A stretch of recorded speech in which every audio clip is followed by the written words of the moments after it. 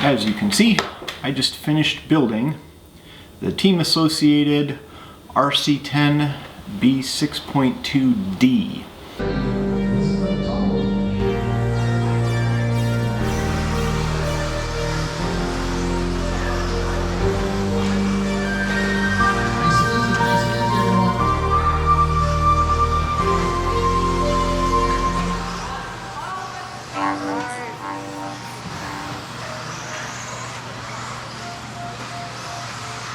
And it's the newest iteration of the classic RC-10, which was in the early 80s, like this really super awesome RC car that nobody had, but everybody drooled over. We all had like the Tamiya kits. All my friends got up all the grasshoppers in the hobby store, and by the time I got around to there was only one kit left, and it was a hot shot, so that's what I built. Pretty hard building that as a 5th grader. So I'm going to show you a little bit about the car and talk about the kit. And I took it to the track yesterday, and I'll tell you about that. I'm also going racing for the first time ever tomorrow. I paired my car with the Spectrum Rugged DX5. It's not like the bottom tier controller, but it's certainly not a high-end controller. And at this point, just kind of getting into it, I didn't feel like spending like big bucks on a controller if I wasn't going to be able to make that much use of it, meaning a better controller wasn't going to make me a better driver, so I just kind of went with one that I knew would work and have the features that I wanted. I actually built 2 of these kits. This one I built for my brother-in-law, and he has to buy the electronics for it. So just, it comes with the body, the front wing, the rear wing, and basically everything you see here. So there's some things you're going to need to buy, and I'll show you what choices I made for the different parts you need. Obviously you have to paint your own body, and I did this with an airbrush. That was kind of fun to learn how to do.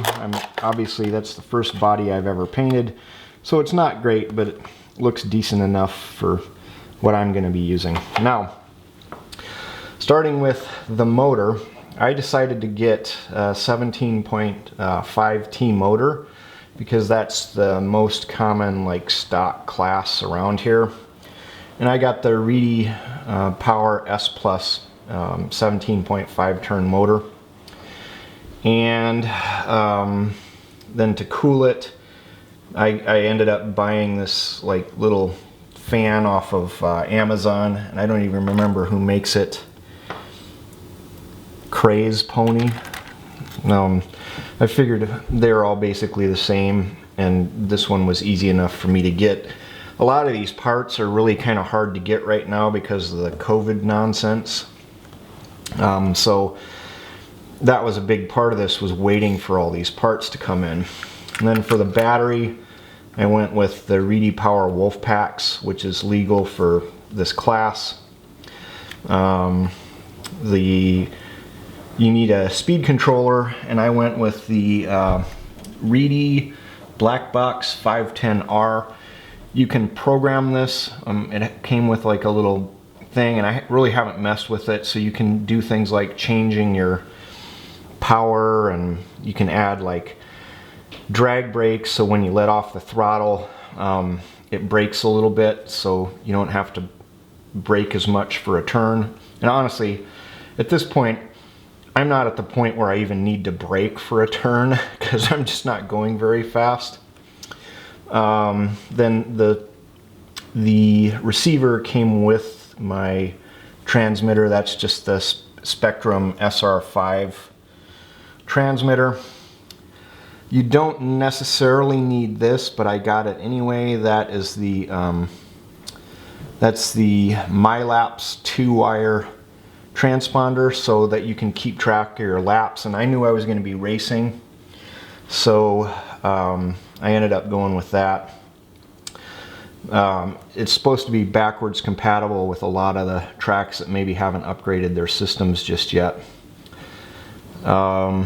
And then I forget the exact servo, but the steering servo for this car needs to be a little bit shorter, and Reedy only makes 2.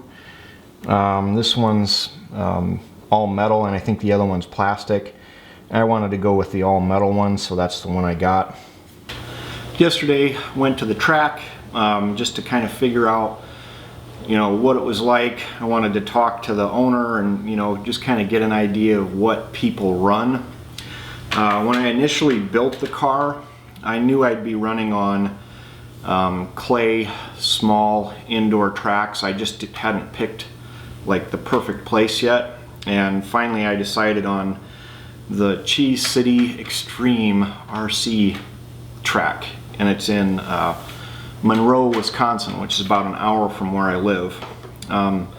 Good thing about living where I live is there's all kinds of tracks in the Chicago suburbs. There's a track over in Burlington, Wisconsin, and there's obviously the Cheese City Extreme. I didn't really want to deal with going to the suburb tracks because of traffic and stuff, and I just don't enjoy driving in the city all that much. I mean, I do it because I have to, but I don't enjoy it. So the choice was between Burlington and Monroe. So I went to the Monroe track yesterday, and like everybody was super nice. Not only that, it has the attached hobby shop, and they have literally every part you would ever need for your car there. You could rebuild this entire buggy. They have every part for it sitting there on the shelf, and they also have upgrades for every part, which I'll get to. So the first thing I did was ask him what tires people are running there. And like I said, I knew I'd be on like a clay track, so I just mounted up some tires. I mounted up the Proline Electrons, which are supposed to be, you know, decent tires for most tracks. And he said that almost everybody in the two-wheel drive buggy runs these Proline. They're the Positrons, and I don't see like a huge difference in the tread pattern, but there's got to be a reason everybody's running them. So I decided to pick up a set of these, and I mounted them today. Obviously I have to break them in before they're going to be any good, but you know, I'll have a couple hours before racing to kind of run it around and just fine-tune things a little bit. And it turns out I was like one of 3 people there, and so there was a lot of time that I was able to practice where I was the only person on the track, which was really kind of helpful because it was my first time ever driving this car. And a two-wheel drive buggy is very, very different from four-wheel drive, and I'll explain a little bit about that. But so, you know, I didn't want to have to deal with like 50 people driving their Traxxas cars like over the top of mine because I'm slow. So like the first bunch of laps I did were like in the 45-second range, which is pretty laughable. But there's some weird jumps there, and hopefully I'll be able to film some racing tomorrow, and you'll see it, but I'm just going to diagram it for you real quick. The problem I was having was you'd have like a corner right here, and then there would be like 2 little jumps like right here right before the corner, and they were far enough apart that it's not super easy to jump them because there's a corner right here too, right? So you got to come around this corner and then get up enough speed and jump it without overshooting too much, because if you overshoot too much you'll land here and either crash or have to slow way down and then come back. And then to top it off, like, they're close enough together where that's easily possible, but they're pretty steep. So the front one goes like this, and then there's a big back drop off. Like, so if you try to roll it, you're gonna go right straight down, and if you're going too fast at all, your car like flips right there. And then the other thing is that the other jump is literally just the reverse, right?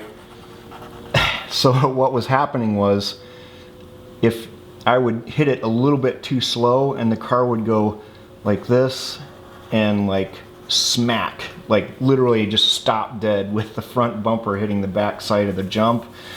And I was like, you know, pretty upset about that. Not upset, you know what I mean. It just kind of sucked, because you have to jump it, and you have to jump it exactly right, or you're gonna have problems.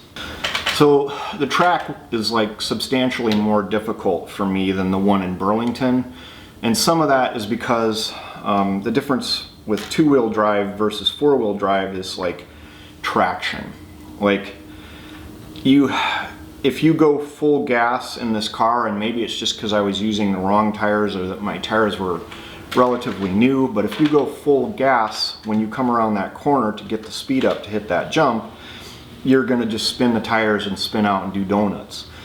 So it's really, you have to do a real smooth throttle on, and then just hope that by the time you get to the jump, you have enough speed to clear it, and not so much that you go over the other side. And these are all novice driver problems, to be honest. It's because I just am not experienced. So there's that. And there's multiple jumps like that on that track. So getting around at first was pretty difficult. My first lap times, I think I mentioned, were like in the 44-45 second range. After some, you know, tweaking, some experience, I was able to run consistently to the 20 to 22 second lap range. But the guys that I'm going to be racing against are running 16-second laps. So the only thing I can guarantee is that I'm not winning anything tomorrow. I'm just going to have fun, which I guess is the point anyway. So because my car had multiple times where I would go and slam the front end into the jump and just like literally just dead stop, like I had some issues. So one issue was that the servo, apparently I didn't get enough Loctite on the screws mounting the servo into the car, or the Loctite just wasn't enough. And two screws on one side of the servo worked their way out. So I had to go and find replacements for that, and in the process I had to kind of break down the front end. And when I did that, the guy at the shop was like, he saw this part, and this is the bulkhead that comes with the kit, and he says, well, you might want to replace that. And I go, why? And he's like, well, because you'll run it a few more laps and it's just gonna break. Like, they break on every car like this. And so I ended up doing that. I replaced it with the aluminum bulkhead that Team Associated makes. So I got everything back together, went back to the track, smacked again, and then the servo horn worked its way off of the servo. So I had to take everything back apart, and the servo horn is made of plastic, the one that comes with the kit, and it has plastic teeth, and you're putting it on a metal gear. So I kind of looked around the shop because it just didn't seem like a great idea, and I know that sooner or later that's going to strip, and I didn't want it happening during a race. So I bought the aluminum servo horn replacement for this and installed that. Did a few more laps, and you know, by the end of the day, I kind of know the track, I guess a little bit. I probably did maybe an hour and a half of laps total, and like literally 3 hours of wrenching on the car. But anyway, so I'm really looking forward to tomorrow, my first race. I'm thinking that I've got all the bugs worked out of the car. For tuning this, it's literally just the the kit recommended settings in the manual. I didn't change anything in terms of the shock position or anything like that. I didn't adjust. You know, this car has naturally, I forget the name of this phenomenon, but if you turn the wheels all the way, you notice that the inside wheel is pointed more that way, and there's like a specific word for that that I always forget, but the kit just by itself does that, and that just means that during low power turns or slower turns, you're going to get more turn out of the car, because in slower power the car is not weighted. Like if I'm turning that way and I'm going really fast, the car is going to lean, and so there's going to be less of this front wheel getting traction. But if you're in slower, then this front wheel gets plenty of traction. So there's a name for that, but I don't know what it is, and the kit naturally comes with it being able to do that. I set the angles here at -1, and then the kit comes with these with toe in here on the back, and I just set these to neutral. One change I did make from the kit is they recommend the 30 weight oil in the shocks up front and in back, and the white springs for the front and back. And literally every setup sheet I looked at, and I know you can't go by them, but there wasn't a setup sheet for any track under any conditions that didn't have the 32.5 weight oil in the front with the gray springs. So I did change that, but other than that, it's bone stock, and we'll see how I do. I don't think that tinkering with any of these settings is going to make any difference, because I'm not a good enough driver to make use of any of it, to be honest. Wish me luck. So the racing's all done. I had a great time. I got there about 9 in the morning, and I finished up all my racing about 6, and it was a great experience. So let's get to it. So for the way they set their racing up is you have classes. My class is the 17.5 buggy, which is a rear-wheel drive buggy, and everybody in the class runs the same motor, etc., etc., etc.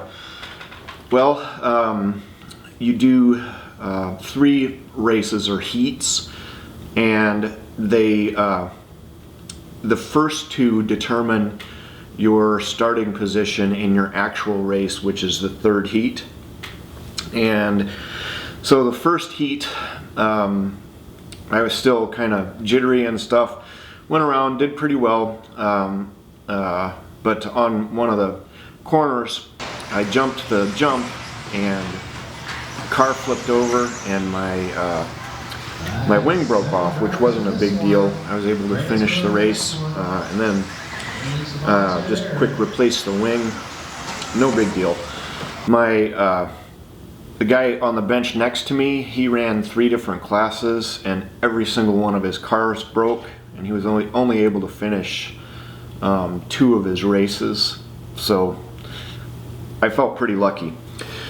So replaced the wing, and at the track they serve like a lunch. You buy it, of course, but the lunch lady was really nice, and I got a barbecued beef sandwich with this cheesy hash brown stuff that she made and some pickles. Tasty. Then I did my second heat, which went pretty well. Didn't come in last place, and I actually finished and didn't ruin anything else in the car. Then finally came the actual race, and I started in, so I went to the B main, and I was in the 7th out of 8 positions, and that's exactly where I finished. But I did finish, and I guess it was in heat 2.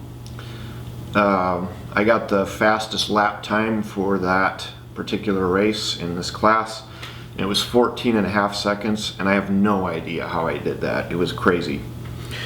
But had a great time. The car did really well. After a few hours or after some tinkering with the tires and running it for a little bit, the car stuck to the track a lot better, so I was happy to see that. And I think it'll just continue to improve as as I break these tires in. So at the end of the day, I decided I'm going to build another car and watch for a video on that. And I'll explain why I decided to build that particular car when I get it built in a couple weeks. So that's about it for this video. At the end here, I'll just put in my entire actual race, and if you care to watch it, go ahead. If not, and you watched this far, thanks a ton. Hope you enjoyed it as much as I did. Bye.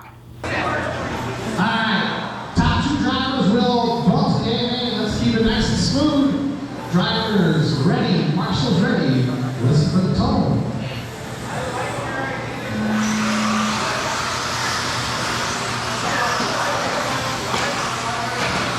Nice and easy, everyone.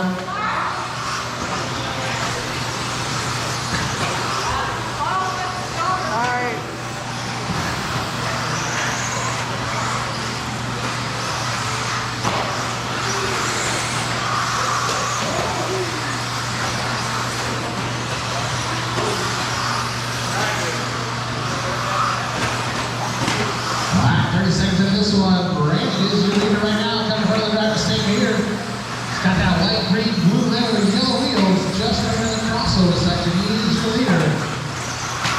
Watch the front of the driver's stand, guys. Watch right in the middle of the lane. That Corey running crazy. The road runner there.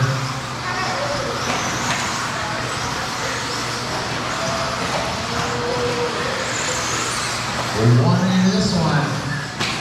Brandon out front, Brandon is the leader. He's got that white, blue, with a yellow wheels body going on the right side of the track.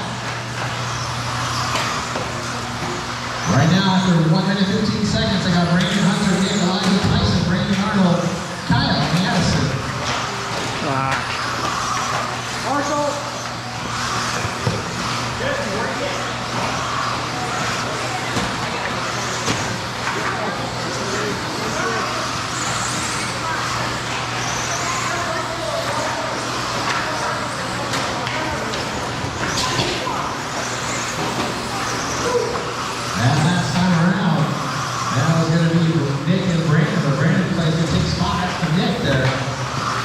Drivers right side of the track right now. Coming in front of me here. Nick is the number 2 driver there, Brandon Arnold. That's your 2 driver. Battle out there right now is in the center section, just in the back section now. You got Brandon and Nick. Nick is in the orange in that 2 spot. Ooh, both drivers coming across that one. Both going to get marshaled by Justin. Brandon Arnold, that's your top 2 drivers right there. That's your leader, mind you, Arnold. Thank you very much, Brandon. 2:30 now, 2:30 to go. Nick's starting to open up the lead here. Let's see what kind of time gap we'll have. 1.4 seconds. Oh, Hunter's gonna move to the 2 spot there. Sorry, I missed that. So now I got Nick, Hunter, and Brandon. Hunter's in that white body there, about 1.4 seconds behind Nick.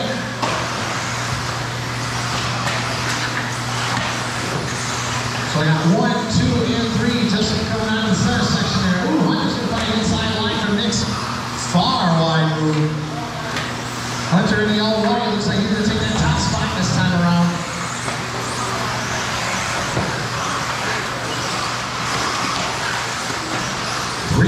Now 1:45 to go. Hunter, Nick, and Brandon.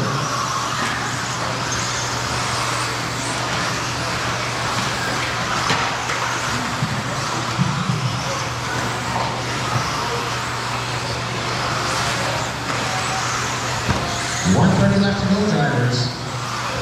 Our leaders kind of got about a nice sizable gap now between him and the number 2 spot.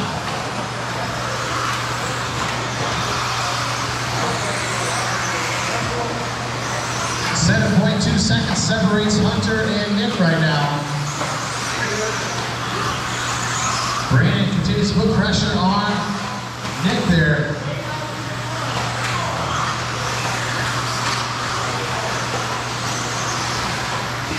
Nick and Brandon are fighting for that 2 spot. Oh! Both are going to get taken a look in the air. 40 seconds left to go, drivers. Hunter's starting to open up that gap pretty good there. About 12-second gap between him and Nick. This time around, I think Brandon's going to take 2 spot. That's right. Brandon's in the last 12 spot there. 30 seconds left to go. Tyson, that's your number 2 driver coming up behind you. That's your number 2. Thank you very much, Tyson. 15 seconds left to go. 15 seconds left to go.